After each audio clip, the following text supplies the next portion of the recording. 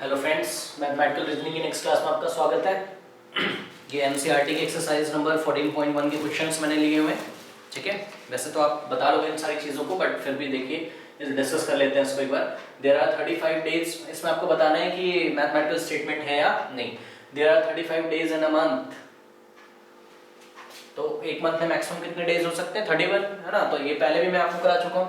ये कैसा है? फॉल्स सेंटेंस, असर्टिव सेंटेंस है, इसलिए एक मैथमेटिकल स्टेटमेंट है। नेक्स्ट, मैथमेटिक्स इज डिफिकल्ट, है ना। तो एक तरीके का वेग है, एम्बिगस है एक तरीके का। पहले मैंने आपको बताया यहाँ पर कुछ लोगों के लिए मैथमेटिक्स डिफिकल्ट है और कुछ लोगों के लिए इजी है। तो मैथमेटिक्स इज डिफिकल्ट, ये एक मैथमेटिकल स्टेटमेंट नहीं है, बिकॉज यहाँ पर ट्रू एंड फॉल्स बोथ होने की कंडीशन है। कभी कभी ये बात सच है, कभी कभी ये बात गलत है, कुछ लोगों के लिए सही है, कुछ लोगों के लिए गलत है। चलिए, the sum of 5 and 7 is greater than 10। 5 + 7 कितना होता है?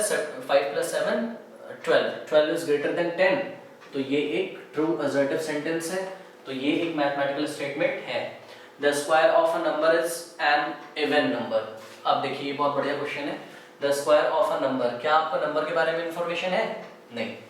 ठीक है, तो कभी कभी तो ये ट्रू हो सकता है, कभी कभी ये फॉल्स हो सकता है। जैसे कि मान लीजिए the square of a number, मान लीजिए मैंने नंबर लिया 2, तो 2 का जो स्क्वायर है वो कैसा है? 4, है ना। 2 का स्क्वायर 4 एक इवन नंबर है, तो इस टाइम तो ये ट्रू है। बट अगर मैंने 2 की जगह सपोज मैंने 3 लिया, है ना, तो 3 का स्क्वायर कितना हो जाएगा?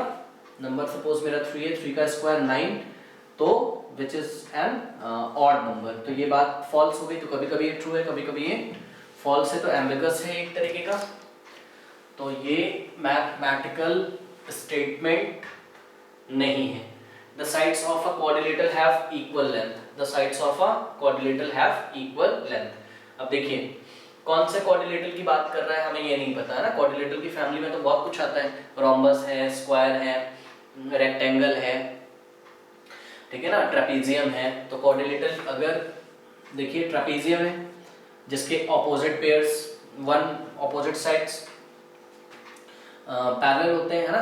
तो यहाँ पर इक्वल लेंथ नहीं है, इसके साइड्स की इक्वल लेंथ नहीं है, तो ये बात क्या हो गई? यहाँ पर फॉल्स हो गई। बट अगर मैं ट्रेपीजियम की जगह रोम्बस लेता हूँ, तो रोम्बस के all the sides are equal, ठीक है ना, उस टाइम ये बात ट्रू हो जाएगी। तो कभी कभी तो ये ट्रू होता है, कभी कभी समटाइम्स फॉल्स होता है, इसलिए मैथमेटिकल स्टेटमेंट नहीं है। आंसर दिस क्वेश्चन, है ना, आंसर दिस क्वेश्चन। ये क्या एक तरीके का ऑर्डर है, ठीक है। तो ये एक इंपेरेटिव सेंटेंस है, तो ये मैथमेटिकल स्टेटमेंट नहीं है। The product of -1 and 8 is 8। -1 × 8 आप करते हो तो कितना आता है? -8। इन्होंने क्या बोला है? 8 आता है। तो कैसा है ये स्टेटमेंट? एक फॉल्स असर्टिव सेंटेंस है, इसलिए एक मैथमेटिकल स्टेटमेंट है। Next, the sum of all interior angles of a triangle is 180 degree. The sum of all interior angles, ठीक है। ऑल का मतलब 3 ही इंटीरियर एंगल होते हैं ट्रायंगल में, और तीनों का सम हमें पता है 180 डिग्री होता है। तो ये एक ट्रू असर्टिव सेंटेंस है, इसलिए एक मैथमेटिकल स्टेटमेंट है। Today is a windy day. देखिए, यहाँ पे टुडे लगा हुआ है, मैंने आपको बताया है ये कैसा है। टुडे क्या है? वेरिएबल टाइम है। टुडे वेरिएबल टाइम है। आपको नहीं पता इस दिन के बारे में, कौन से दिन की बात करी जा रही है, ठीक है। तो ये एक मैथमेटिकल स्टेटमेंट नहीं है। All real numbers are complex number. देखिए, कोई भी रियल नंबर अगर आप लोगे तो आपको पता है आप उसको किस फॉर्म में लिख सकते हो? a इंटू कोई, सपोज a कोई रियल नंबर है, ऑल रियल नंबर, सपोज मैंने a लिया, a कोई भी रियल नंबर है, a belongs to real number, a कोई भी रियल नंबर है, मैं इसको क्या लिख सकता हूँ? a × 1 + 0 × I के फॉर्म में लिख सकता हूँ, है ना। तो देखिए ये कैसा आ गया? x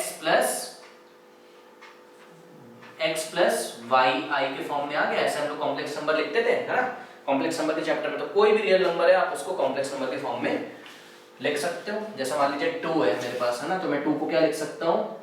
2 = 2 + 0 × I। तो ये कॉम्प्लेक्स नंबर है, कोई भी रियल नंबर है तो ये कॉम्प्लेक्स नंबर है। All the real number are complex number, तो ये ट्रू है, ठीक है। इसलिए एक मैथमेटिकल स्टेटमेंट है, ठीक है। बाद आपको जो नेक्स्ट क्वेश्चन बोला जा रहा है उसमें बोला जा रहा है give 3 examples of statements which are not give 3 examples of sentences which are not statements, give reasons for the answers. ठीक है, आपको 3 ऐसे सेंटेंस लिखने हैं जो कि स्टेटमेंट नहीं है, तो आप लिख लोगे जैसे कि लिसन टू मी रवि, है ना, give me a glass of water, what is your name, और इसमें से 1-2 एग्जांपल्स आप ले सकते हो। ठीक है, तो इस क्वेश्चन को आप कर सकते हो। Okay, thank you.